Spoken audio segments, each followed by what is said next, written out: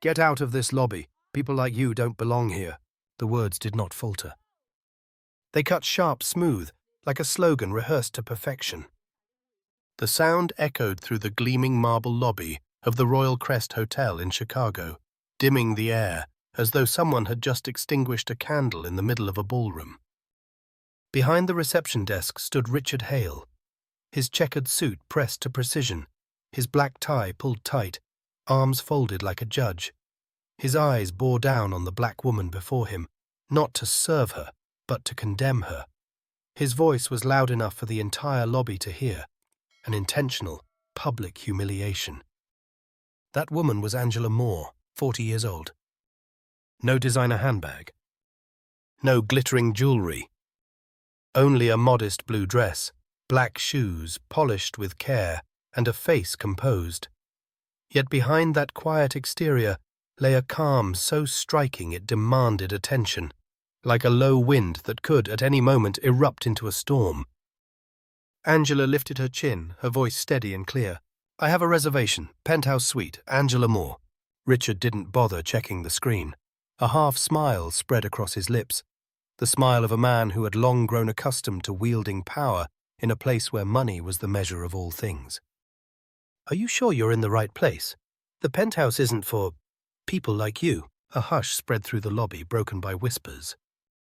Some guests turned their heads, eyes flicking from Angela's skin to her modest dress, as if confirming Richard's words had weight. In the corner, a mother unconsciously pulled her handbag tighter as Angela walked by. A small gesture, but enough to capture the atmosphere. In this place of luxury, suspicion was handed out freely, while respect had to be bought by appearance.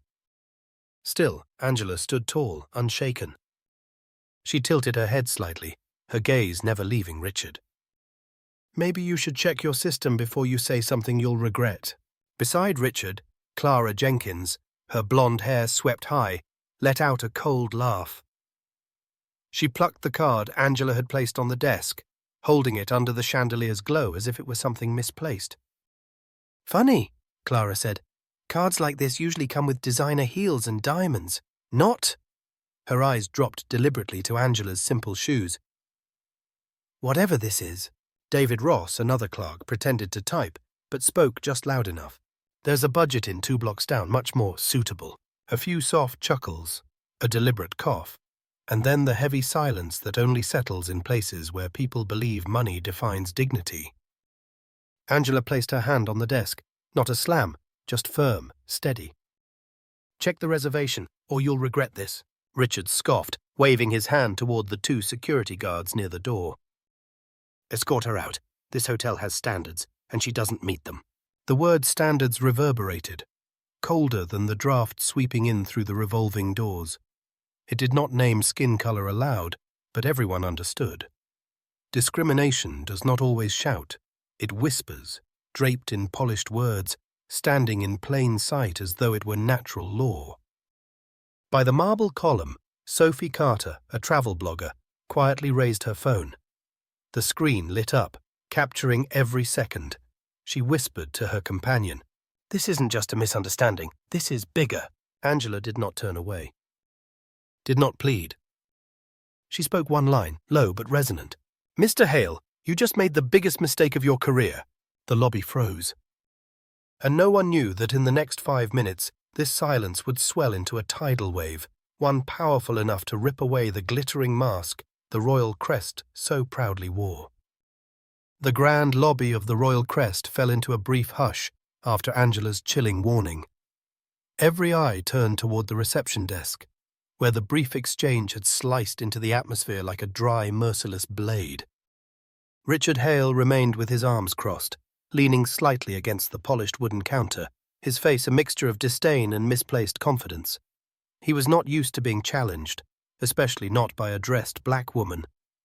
To him, Angela lacked every marker of an elite guest. No Italian leather handbag, no haute couture gown, no glittering heels. That alone was enough for him to box her into a class this hotel never wished to parade.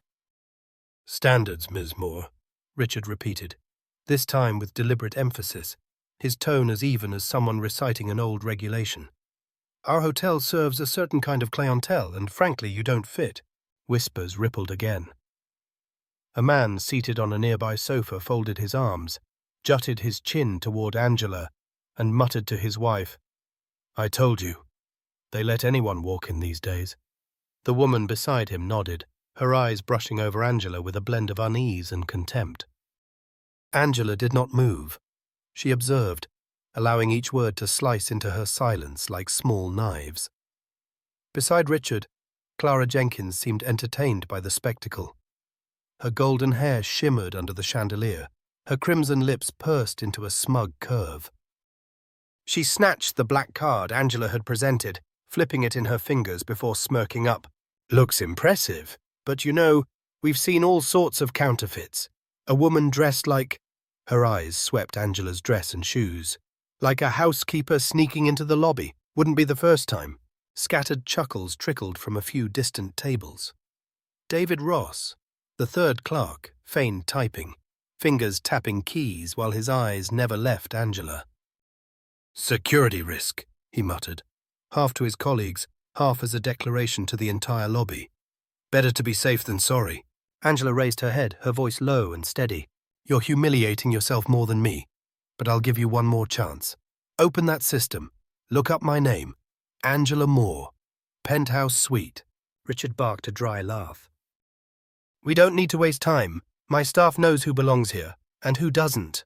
Clara arched a brow, pressing a code into the safe. "Standard procedure," she announced loudly, making sure every guest could hear. The small safe behind the desk clicked shut, swallowing Angela's black card whole. Clara slammed the door and twisted the key, as if she had just imprisoned not only a card, but the very presence of the woman standing before her. "Card retained for verification," Clara sneered, "until we're sure this isn't stolen." A murmur swept through the room.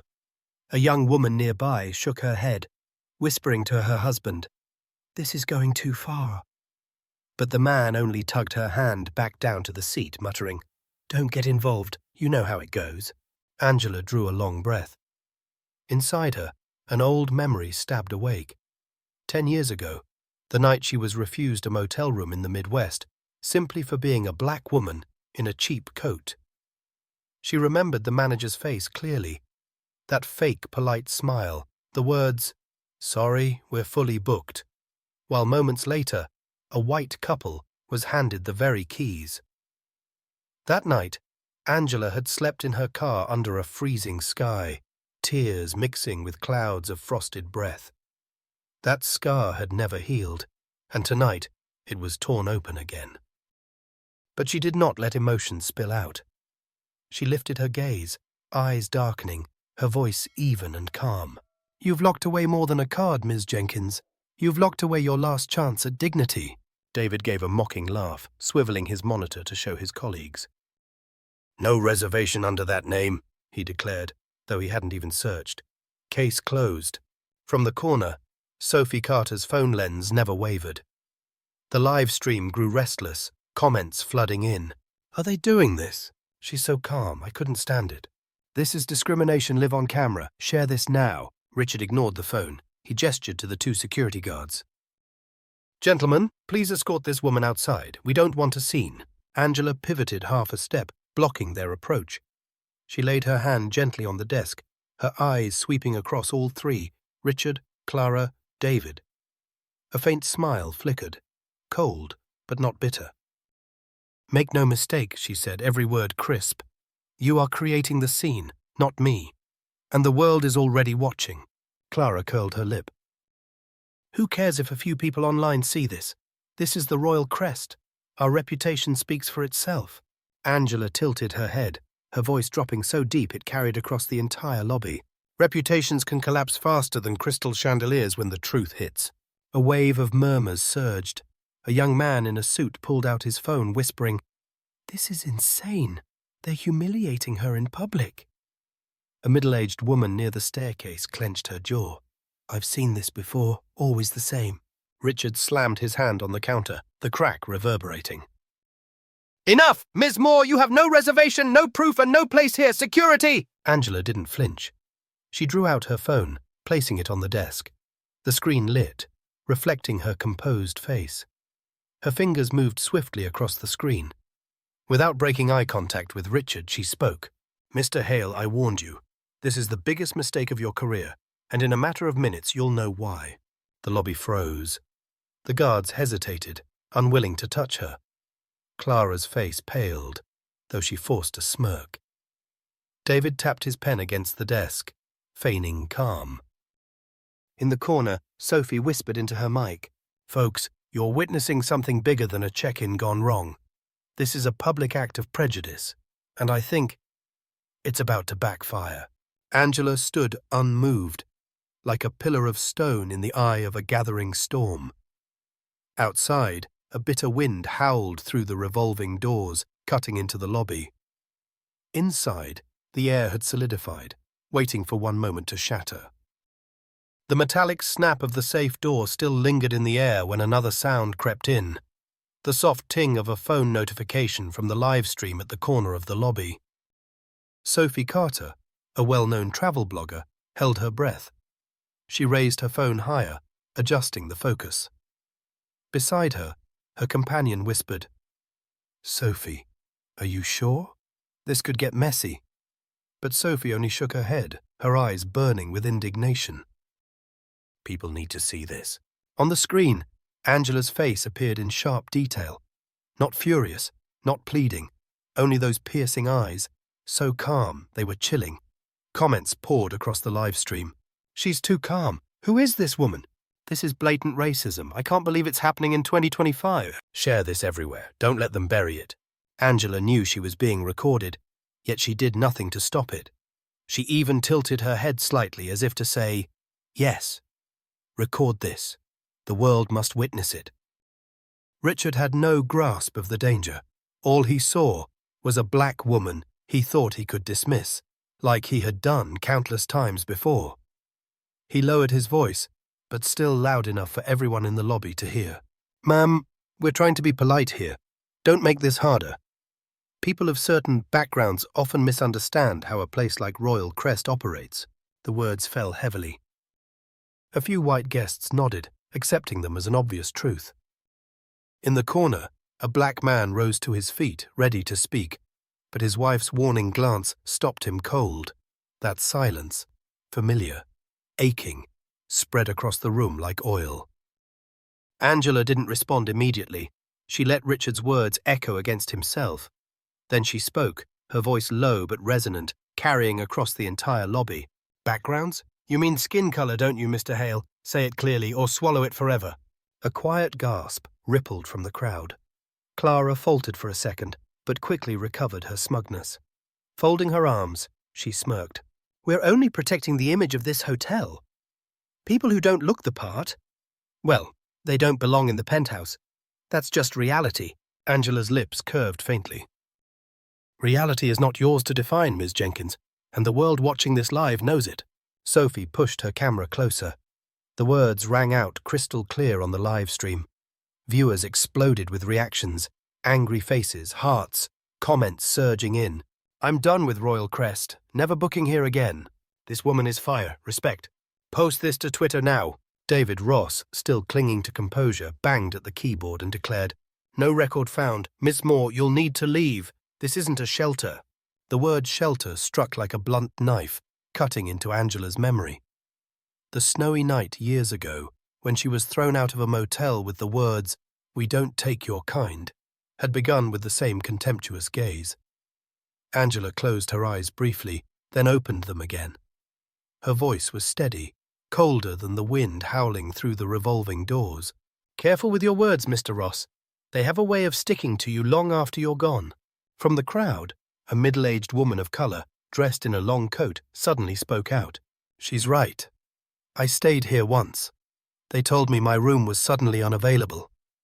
10 minutes later, I saw a white couple get the same room key. Don't tell me this is a coincidence." All eyes swung toward her. Richard ground his teeth, his voice sharp. "Ma'am, please don't fabricate stories." "Fabricate?" the woman flared. "You think people like me can't tell when we're being shoved aside?" Sophie swung her camera toward the woman, then back to Angela. The live stream erupted. "Others have been through the same. This is systemic. Expose them all. Keep filming. The air in the lobby thickened, suffocating. The guards still hovered, awaiting orders, but they faltered, unwilling to lay hands on Angela under dozens of recording phones. Angela's eyes locked on Richard. They no longer carried only composure, they blazed with resolve. You see, Mr. Hale, it's not just me. You've built a culture of exclusion. And now, every brick is being pulled apart, one voice at a time. Richard tried to salvage authority. This is still private property. We have every right to refuse service. Angela gave a slight nod, then answered with crisp clarity. You're right, but refusing service based on skin color, that's not right. That's discrimination, and it ends today. Her words rang out like the gavel of justice striking in the center of the lobby. Guests began pulling out their phones, raising them high. Every lens pointed at the reception desk, where the truth was being laid bare. Sophie turned her camera on herself, her voice trembling yet firm. Ladies and gentlemen watching this live, you are witnessing open discrimination at the Royal Crest Hotel in Chicago. This is not hearsay. This is happening right now, in front of all of us. In that moment, Angela was no longer just a humiliated guest. She had become a symbol, a living testament to dignity and resolve in a place built to exclude her.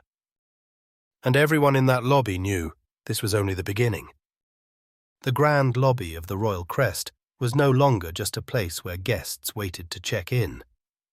It had transformed into a tense theater, where every word, every gesture, was being witnessed by thousands of eyes, both in the room and across the live stream. Angela still stood firm at the reception desk. She did not raise her voice. She did not lash out. But her silence commanded the room. To many watching, that calm was more frightening than rage itself. Richard Hale began to lose patience. He slammed his palm against the polished wood, the sharp crack resounding like the gavel of intimidation. Enough! This circus ends now.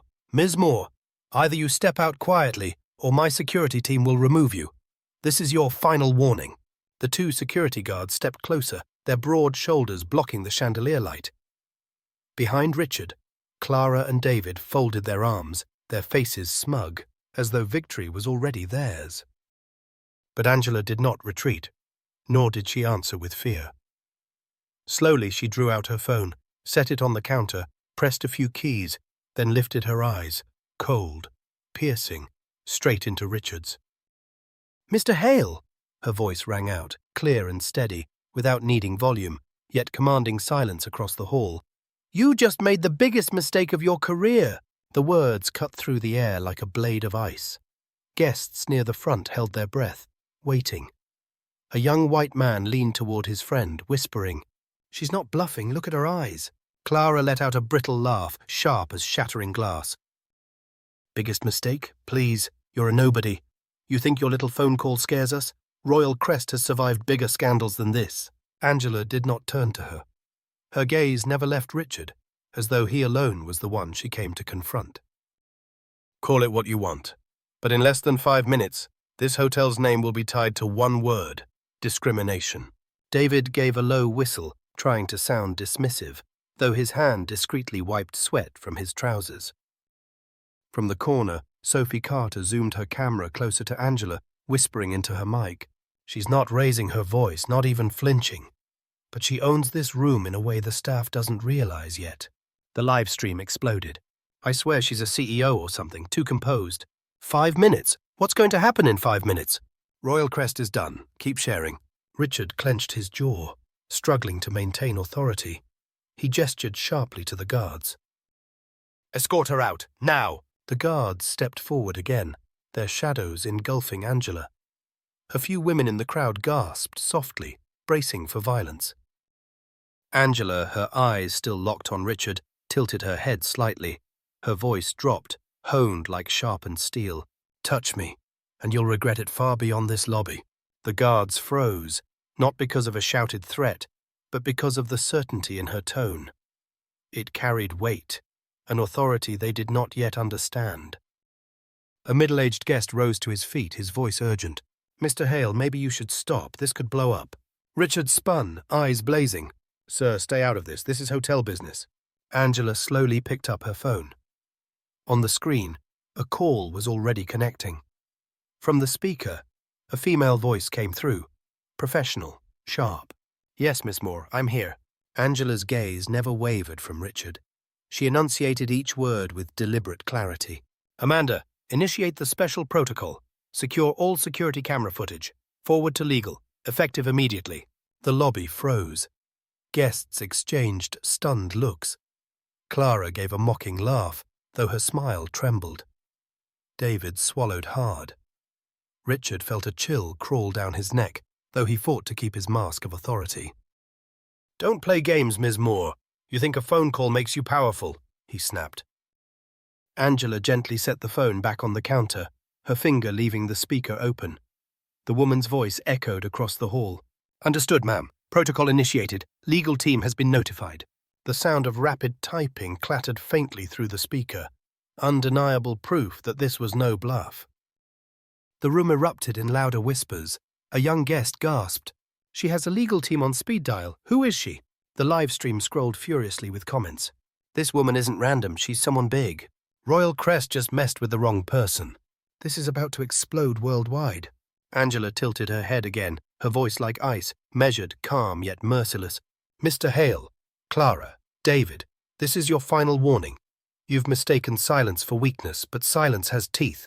The words locked the lobby in place. Not a soul dared to move. And in those few brief minutes, Royal Crest no longer belonged to the uniformed staff behind the desk. It belonged to the black woman standing before them, the woman who had turned silence into the final warning. Angela's phone still lay on the counter, its screen glowing bright. From the speaker, Amanda's voice, her assistant on the other end, cut through the lobby with surgical precision, each word slicing into the proud mask of the Royal Crest. "Protocol activated. Legal has received preliminary notice. All footage is being secured." A heavy silence descended. Glasses of wine froze mid-air in guests' hands, and the wheels of suitcases halted. The entire lobby seemed to hold its breath. Clara pressed her lips together, the forced smile slipping from her wax-like confidence. David's eyes darted nervously, his hand still hovering over the keyboard, though his fingers trembled.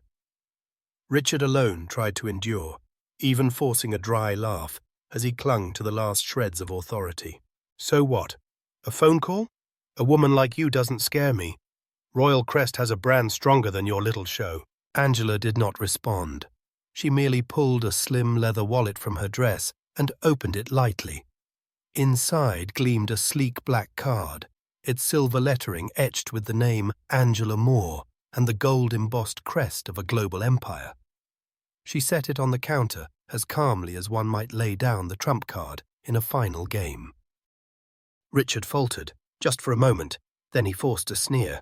"Cards can be faked, names too. We'll keep this for verification." Clara snatched the card quickly, eager to score favor, but in her eyes flickered unease. Across the room, Sophie Carter held her breath. Her camera lens zoomed in on the card. The live stream detonated. Zoom in, let's read it." "Wait, did that say Moore International?" "No way. Is she the Angela Moore?" One comment shot to the top, pinned automatically by an avalanche of likes. "I recognize her. That's Angela Moore, CEO of Moore International Hospitality. She owns Royal Crest." Sophie's voice cracked in shock. "Oh my God, Ethan, are you seeing this?" Her friend nodded, eyes wide. "This isn't just a guest, she's their boss." The lobby erupted. Guests gasped, voices overlapping. A woman whispered, horrified. "She's the owner? They humiliated their CEO?" A middle-aged man dropped his glass onto the table, shaking his head. "This is history. They just destroyed themselves." Clara went rigid, her hands trembling as she placed the card back on the counter. David swallowed hard, his complexion pale. Richard flushed crimson, sweat trickling beneath his strangling tie. His voice broke, hoarse. That can't be true. This is a mistake." Angela picked up the card and slid it neatly back into her wallet. Her tone was calm, but each word struck like steel. "Mistake. You're right, Mr. Hale. A mistake was made, but it wasn't mine." The live stream exploded with fire. "This is gold. Share it now." She just destroyed them with one sentence. Royal Crest about to trend worldwide. From the crowd, a woman of color, the same guest once denied a room, suddenly shot to her feet. Her voice shook, but rang out strong. "I told you, they did this to me too, and now look, they dared to do it to their CEO. How many more?" A wave of outrage crashed through the lobby. Several guests raised their phones, recording. Faces that had once looked indifferent now burned with indignation. Richard, desperate, flailed for authority, waving his arms. "Enough of this madness! Security, remove the phones! Shut down the chaos!" But the guards stood frozen. They looked at Angela, then at the guests holding their phones high. In their eyes flickered hesitation. No one dared touch the woman who had just been revealed as the valid owner of the building. Angela lifted her chin, her voice reverberating through the marble hall. "This lobby just became a courtroom, and every one of you is a witness. Remember what you saw tonight. Remember the words used against me, because this is the last time such words will echo under this roof." From the corner, a clap broke the silence, then another. Soon, the lobby roared with applause, joined by cheers streaming from thousands watching live, forming a chorus of unity. Clara dropped her gaze. David avoided every eye. Richard tried to salvage one last defense, but his voice faltered, thin and broken. "I didn't know. I swear I didn't know who you were." Angela paused, her gaze piercing into him. "And that, Mr. Hale, is exactly the problem. You thought you could judge worth by color, by clothing, by your prejudice. But dignity doesn't need a designer label. And tonight the whole world saw it. World saw. Silence swept across the room after her words. No more whispers of mockery. Only stares, wide with shock, heavy with respect. And in that moment, the Royal Crest Hotel was no longer a glittering crystal palace. It had become a stage where their rightful names finally called truth and justice. The applause still thundered in the Royal Crest lobby when Angela closed her eyes. For a fleeting moment, time slid backward, pulling her into a freezing winter night 20 years earlier. The night of rejection. Angela was barely in her 20s then, fresh out of college, carrying nothing but an old suitcase and a hazy dream of the future. Her beat-up car had broken down on a snow-covered highway. She trudged to a roadside motel, her hands shaking so violently from the cold she could barely hold her crumpled bills. She knocked, begging for a room for the night. The white manager looked her up and down with a sneer no different from Richard's tonight. He spoke just one line. "We don't take your kind." The door slammed shut. The night wind lashed her face, carrying with it a humiliation that pressed heavily on her chest. She collapsed into her car, tears streaming, mixing with her breath that frosted in the air. And she asked herself why skin alone was enough for people to deny her humanity. That night she swore, "If I ever gain power, I will build places where no one is turned away because of their appearance." Back to the present. The sound of the lobby pulled Angela back. Beneath the chandelier's glow, she still stood there. Not the trembling young woman lost in a snowstorm, but the CEO of an international hotel empire. Yet the memory was still alive, as vivid as yesterday, and it was that memory that now lit her eyes with fire. Richard, scrambling, tugged at his tie, fumbling for a lifeline. "Ms. Moore, let's not blow this out of proportion. You see, maintaining a certain image is critical for a brand like ours." Angela tilted her head, a cold smile brushing her lips. "An image built on prejudice is not a brand, it's a mask. And tonight that mask came off. The truth exposed." A middle-aged woman of color stepped forward, her voice trembling. "She's right. I've been turned away here too. They told me my reservation was lost, but 5 minutes later, a white couple got the room I'd booked." A young man added, his voice tight with anger. "I was refused service at the bar last year. The excuse? My clothes didn't fit the standard. But the truth was, I was the only black guest in the lounge." Sophie Carter swung her camera across the room, capturing faces etched with outrage. The live stream erupted. "This isn't an isolated case, it's systemic. Angela Moore is exposing everything tonight. History in the making." Richard's face drained, his voice sharp, desperate. "These are exaggerated claims, disgruntled guests making stories." But Angela lifted her hand, silencing him with a single calm gesture. She turned to the witnesses, her eyes warm with gratitude. "Thank you. Your voices matter. Tonight they cannot silence you." Angela confronts her past. Inside Angela, two images merged. The young woman shivering outside that motel, and the grown woman standing now before dozens of cameras. The distance between them was a strength forged from tears, from nights of exclusion. She drew in a deep breath, then spoke in a steady, resonant voice that carried through the hall. 2 decades ago, I was left outside in the snow because of the same prejudice you witnessed tonight. That night, I promised myself, if I ever built a place of my own, no human being would ever be turned away because of their skin, their clothes, or their wallet. And now, here I stand, in the very lobby of the empire I built, and still the ghosts of that night walk these halls. The lobby fell silent. A woman in the crowd, eyes glistening, whispered, "She carried that pain for 20 years. The audience stands with her.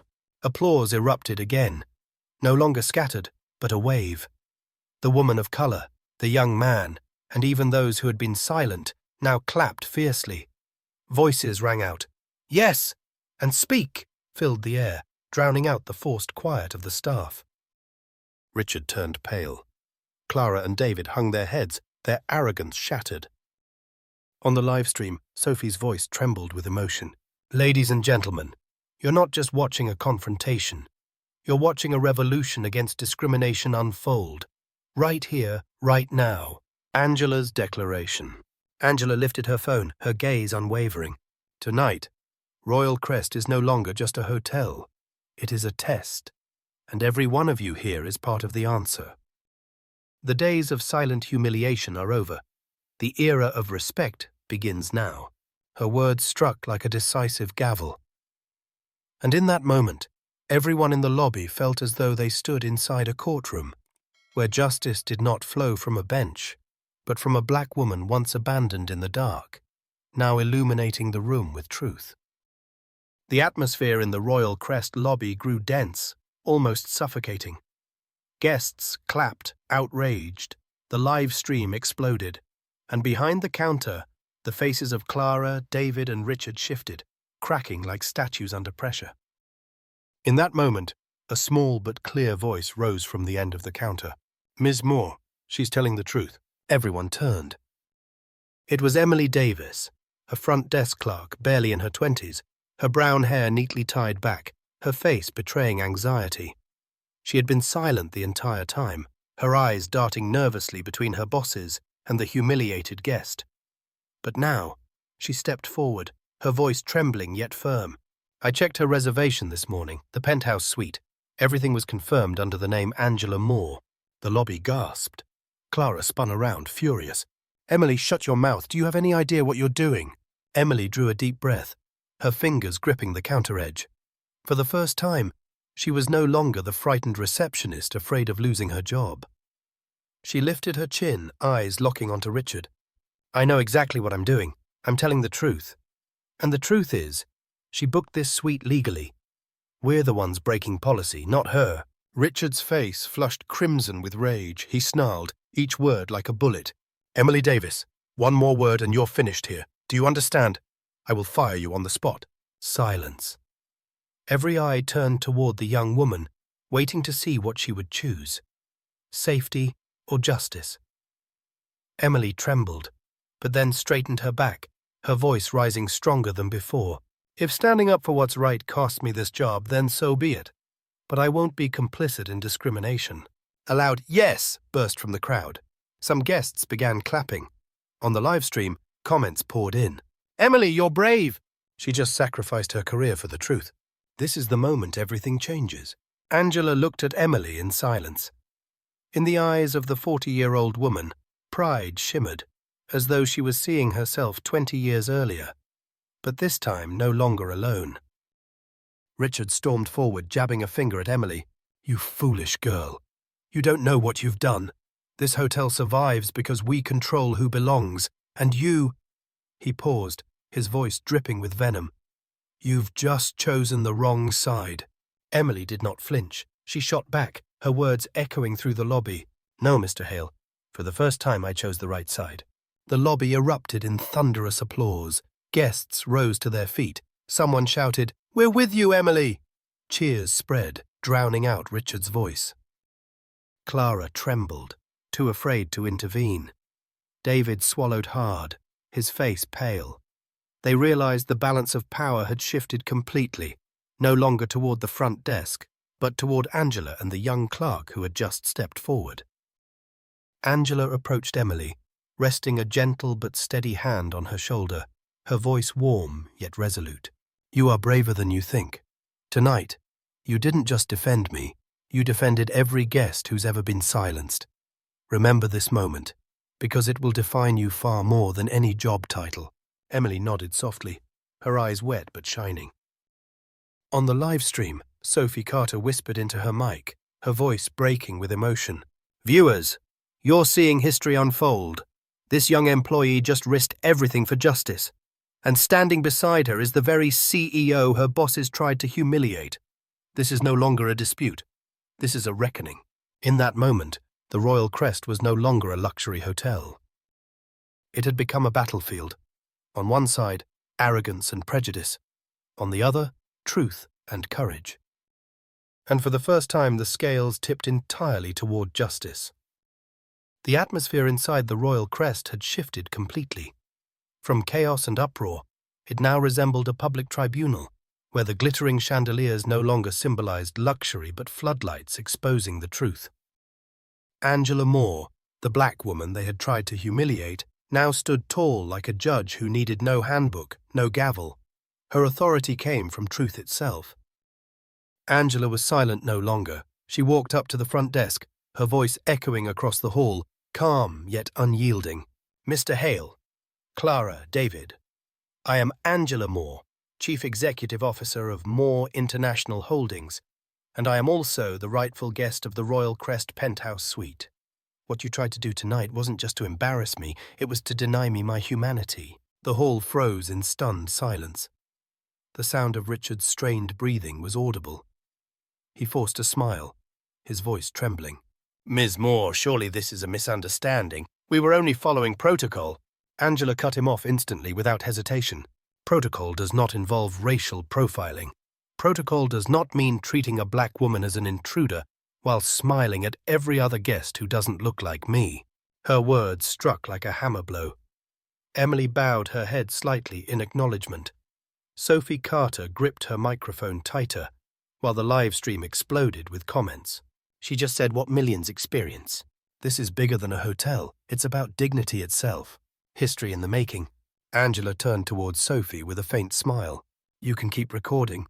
The world deserves to see transparency." Then she pulled out her phone, pressing a speed dial number. Her voice shifted into the precise, commanding cadence of business. "Mr. Lennox, initiate an internal audit of Royal Crest. Tonight. I want records of all guest complaints over the last 5 years. Cross-reference them with race, gender, and nationality, and make sure legal is looped in." The room fell deathly still. Richard swallowed hard. Clara began to tremble, and David wiped cold sweat from his brow. The words audit and legal landed like a pre-trial verdict. Angela turned back, her eyes cutting straight through them. "You see, I didn't come here tonight just as a guest. I came here as an investor. Moore Holdings is currently reviewing our multi-million-dollar contract with your parent company. And what you've shown me tonight will weigh heavily on that decision." The crowd erupted. Guests gasped aloud, some whistled, others burst into thunderous applause. The live stream flooded instantly. "Investor, she's their biggest client." Poetic justice, they tried to throw her out of her investment. Richard's face is priceless. Richard staggered as if the blood had drained from him. He stammered, "Ms. Moore, we can fix this, please. This doesn't have to go public." Angela looked at him, her expression calm but ice-cold. "It's already public. You made sure of that the moment you humiliated me in front of your staff and guests. Tonight is not about fixing an image. It's about fixing a culture."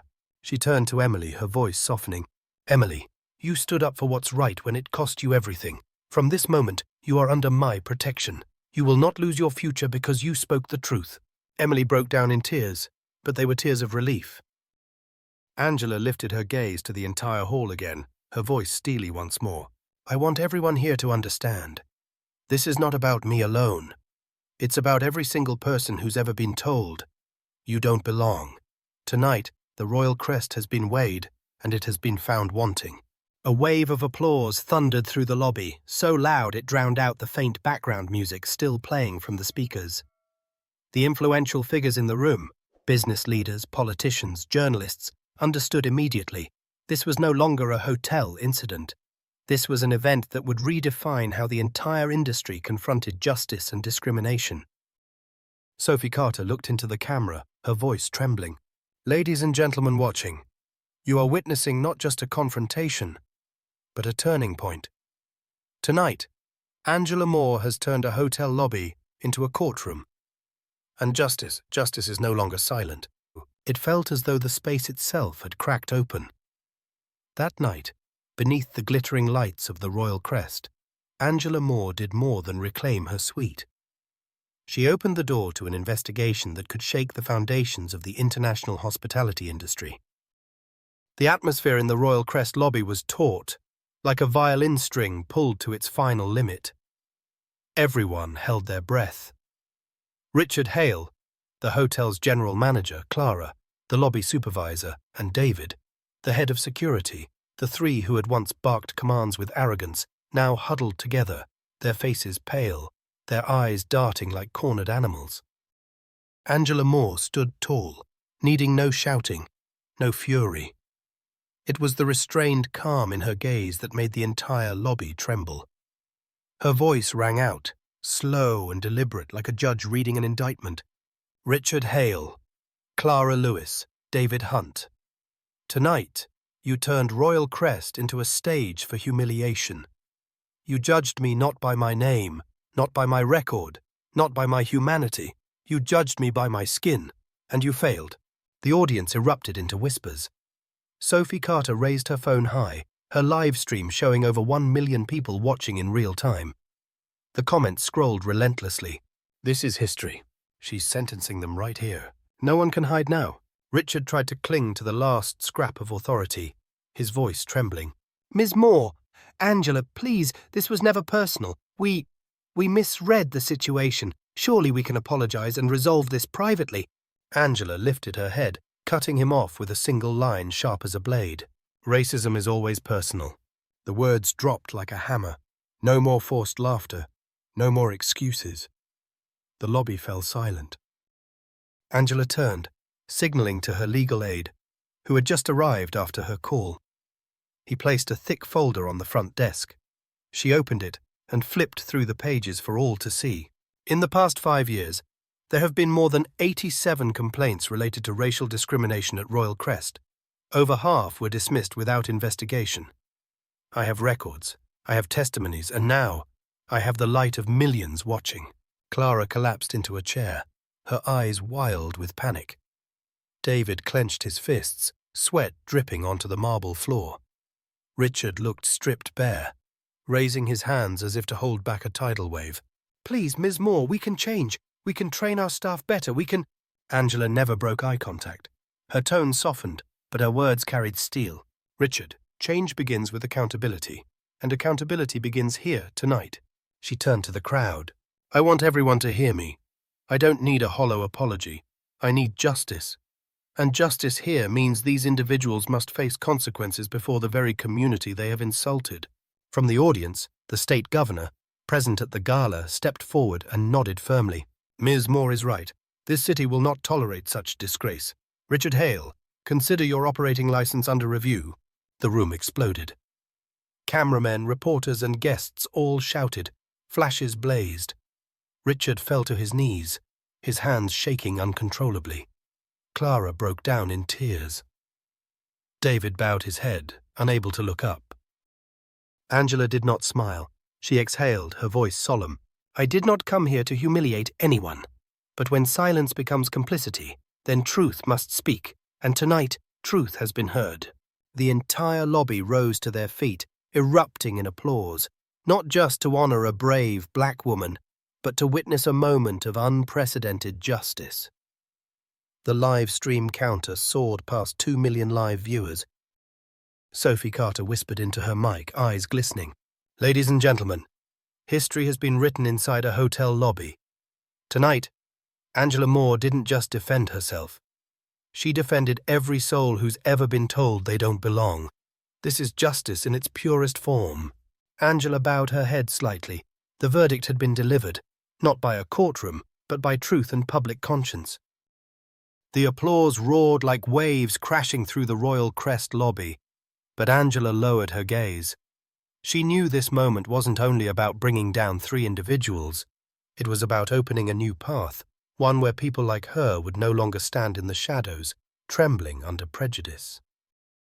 Richard Hale was escorted out in silence. Clara and David withdrew, unable to lift their faces. Yet Angela felt no triumph, only a profound sadness. Because she knew the roots of discrimination did not lie in a few people alone, but in a system that had long thrived on silence and compromise. She turned, her eyes sweeping across the room, from wealthy guests to staff hiding behind doors. Angela raised her voice, no longer sharp, but as a call. Tonight is not about revenge. It is about responsibility. Justice isn't loud, it's steady, it's fair, and it belongs to everyone in this room. From the governor to the waitress, from the CEO to the janitor, dignity has no hierarchy. The room sank into silence. Then, a young black hotel employee, tears streaming down her face, stepped forward timidly. Her voice quivered. "Ms. Moore, I was once humiliated by a guest. I thought I would never have the right to speak, but tonight you showed me. I am worthy too." Angela walked to her, clasped her trembling hands and held them firmly. "Never forget that. No one gives you worth. You were born with it." That image spread more powerfully than the public trial before it. Newspapers, television, and social media were flooded with the photo of Angela holding the young woman's hand. Within hours, #Dignity for All ignited into a nationwide movement. 2 weeks later, Royal Crest released an official statement. Richard Hale and the entire implicated management were dismissed. The hotel chain announced a partnership with an anti-racism coalition led by Angela Moore to overhaul hiring, training, and oversight policies. Angela did not stop. She used that moment to launch an organization called the Dignity Project, offering free legal support to workers facing discrimination. Silent employees stepped forward to testify. Companies that once looked away were now forced to face the truth. In a national television interview, the host asked, "Ms. Moore, you endured public humiliation. You could have sought revenge, but you chose another path. Why?" Angela smiled, her eyes calm but resolute. "Because revenge satisfies one person, but justice uplifts generations." Her words echoed across America. They didn't just close a chapter at Royal Crest, they opened a movement. People began to call Angela Moore by another name, the woman who carried justice out of the courtroom and placed it in the heart of the community. One summer evening, as she walked through Harlem, a child tugged at her sleeve and asked innocently, "Miss Angela, are you the lady who made the hotel people say sorry?" She bent down, stroked his head, and smiled warmly. "No, sweetheart. I'm just someone who reminded them we all deserve respect." The child's eyes lit up like a spark in the night, and Angela knew, from such sparks one day, the world would change.